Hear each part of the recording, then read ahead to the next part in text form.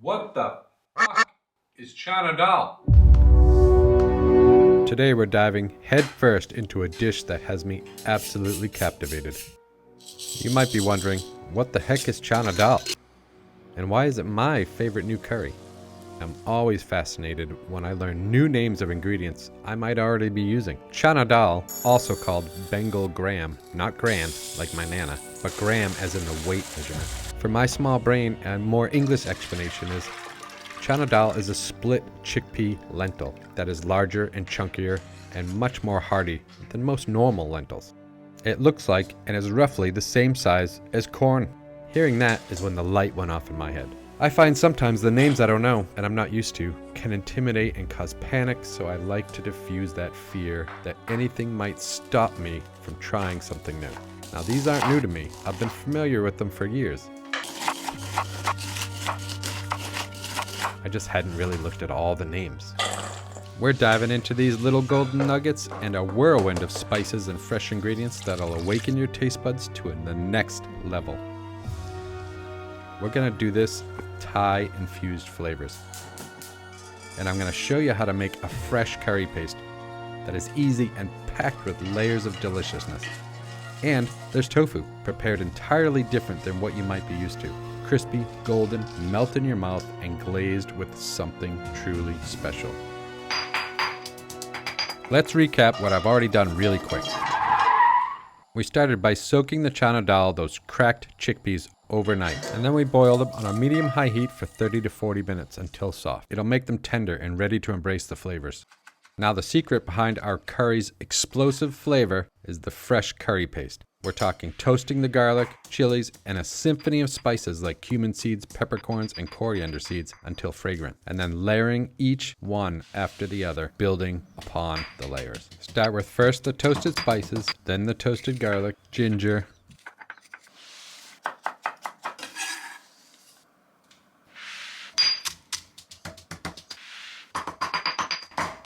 lemongrass,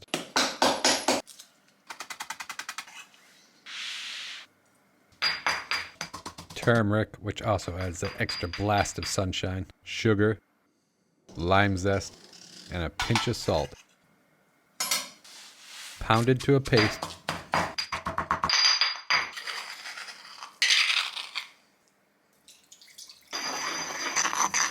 And then we're going to set aside about 3/4 of a teaspoon for our tofu glaze.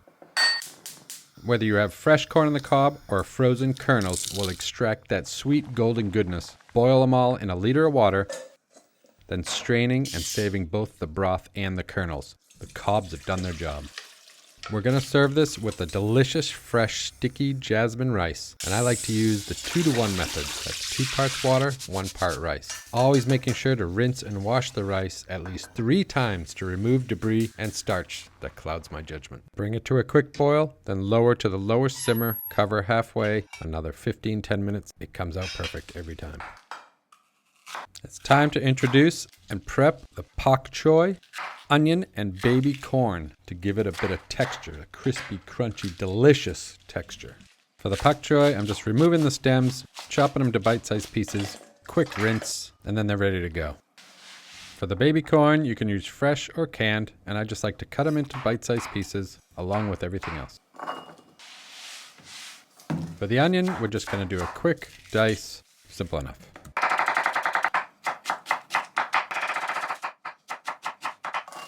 We'll need the juice from 1 lime, and I get to break out my handy dandy lime juicer I got from Thailand. I don't know where to get these other than Thailand, but it's amazing. Fresh herbage I'm grabbing from the back garden. Fresh mint, some basil. You can get these at the store as well. I just happen to be growing them. I'm super excited. Now that we have all the components done, we're going to take a larger pot or a wok, heat a teaspoon of oil, and we're going to add the freshly made curry paste and let it sizzle away. We're going to pour in the small can of coconut cream. This is going to wake up all the aromatic spices, and we're slowly going to fry out that sharp rawness. Fry that up with the paste for a couple minutes, incorporating it all and stirring to prevent any unwanted burn spots. I'm going to add that splash of water I used to clean out the mortar and pestle with all that flavor from the spices, the crunchy veg, the corn kernels, and cooked chana dahl. And then we're just going to bring that to a nice, low, simmering boil.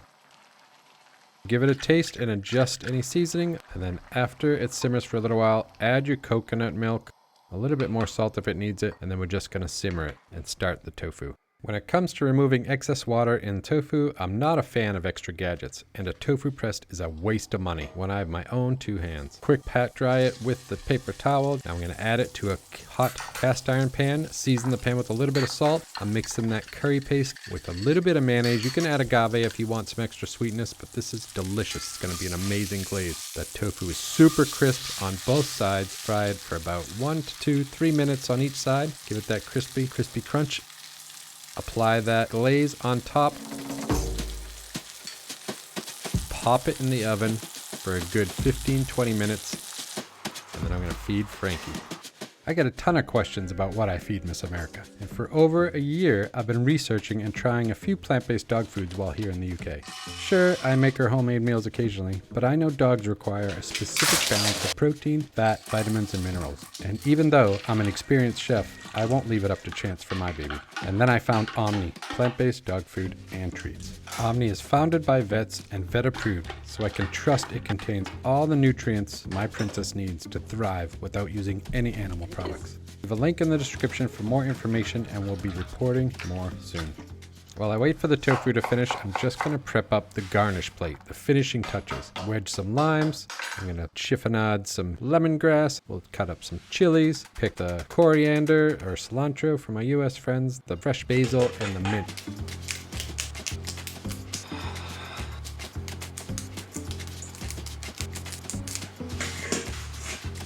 Not only is this delicious, it looks f***ing banging.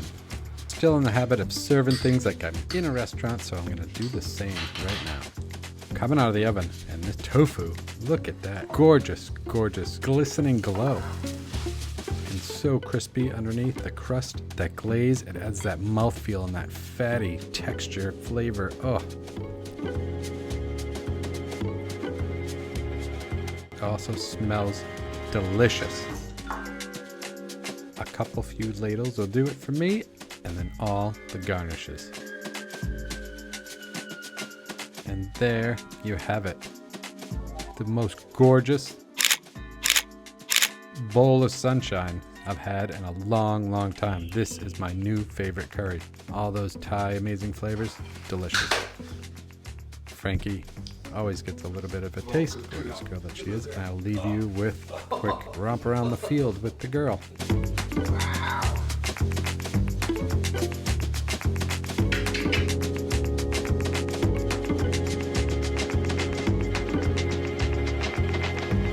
Ready?